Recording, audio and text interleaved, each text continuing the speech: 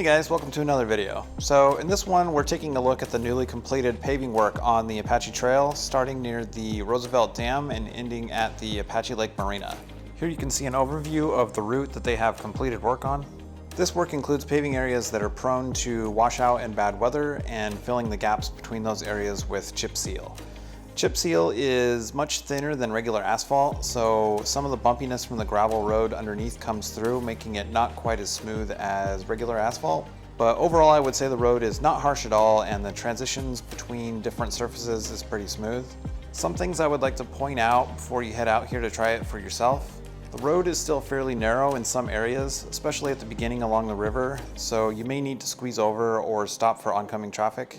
At the time I filmed this video, there were no center lines painted on the road. I do not know if they are planning on adding any in the near future. However, a side effect of no center line is that people are driving down the center of the road, even if it's wide enough for two vehicles.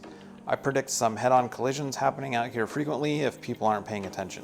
There are no guardrails, none. So if you push your luck, you're going to end up at the bottom of a cliff or in the river. I think the best time to check out the road is probably during the week, earlier in the morning.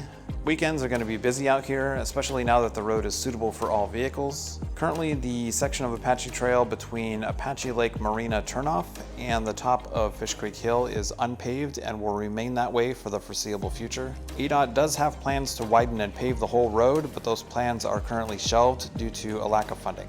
So in conclusion, has this just become one of Arizona's best driving roads? Well, yes and no. Yes, the scenery is great, and the road is pretty good overall. It's worth the drive to come out here and take in the sights and maybe spend some time at the lake or a couple spots along the river where parking is available. However, for the reasons I outlined earlier and the fact that it's a busy area on weekends, I wouldn't come out here looking to have too much fun, as one slip up could ruin your day. For some good fun in the twisties, I definitely recommend the 89 and 89A for a nice day trip.